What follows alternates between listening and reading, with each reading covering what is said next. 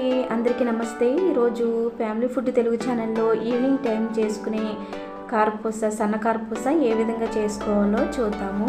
ఇది any time evening time అనే కాకుండా ఎనీ ఫెస్టివల్ కూడా మనం ఈ విధంగా చేసుకుంటే చాలా త్వరగా అయిపోతుంది, చాలా తక్కువ ఇంగ్రీడియంట్స్ తోటి. ఇప్పుడు పుట్నాల పప్పు తీసుకున్నాను, 1 కప్పు వరకు తీసుకున్నాను. ఇది మిక్సీ జార్ తీసుకుని ఇందులో ఈ పప్పు అంతా వేసేసి మిక్సీ పట్టుకోవాలి. ఇలా మిక్సీ పట్టుకున్న తర్వాత మనం ఈ దీంట్లో వేసేటప్పుడు ప్రతిదీ కూడా జల్లించి తీసుకోవాలి. మనం చూడండి, పిండి అనేది ఈ విధంగా వస్తుంది. ఈ విధంగా వచ్చిన తర్వాత ఒక ప్లేట్లోకి తీసుకుని జల్లించేసుకుందాం. ఈ విధంగా జల్లించేసుకున్న తర్వాత ఇప్పుడు వేరొక బౌల్ తీసుకుని అందులో ఇప్పుడు జల్లించినటువంటి పిండి వేసుకుని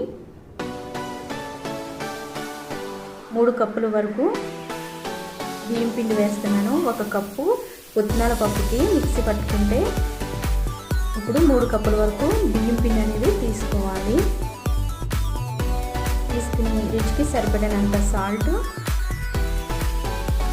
కారం 2 టేబుల్ స్పూన్ వరకు తీసుకున్నాను. అలాగే జీలకర్ర పొడి 1 టేబుల్ స్పూన్ వరకు తీసుకున్నాను.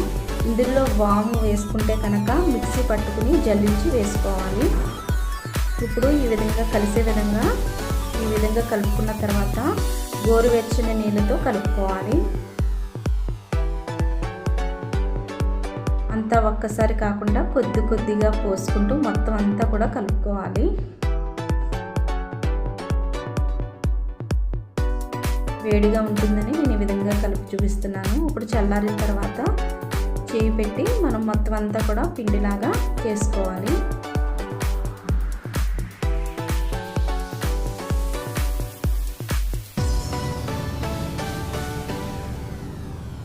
అంతా కలిసే విధంగా కలుపుకున్న తర్వాత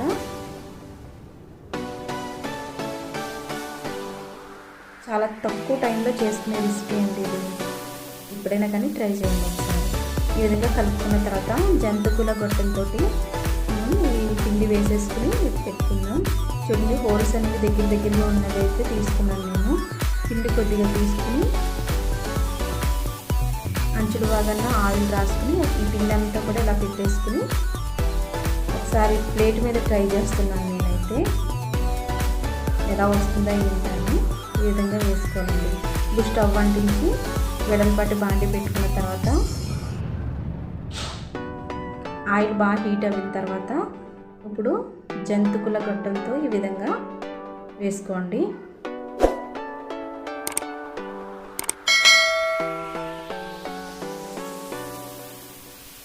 మనం రెండో వైపు కూడా ఏమి తిప్పిన అవసరం లేదు. ఇలా వేగిన తర్వాత తీసేసుకుందాము. నేను ఫస్ట్ టైం వేసింది కనుక ఈ విధంగా వచ్చింది. సెకండ్ టైం వేసింది తీస్తున్నాను. చూడండి ఒకసారి, చాలా బాగా వచ్చింది.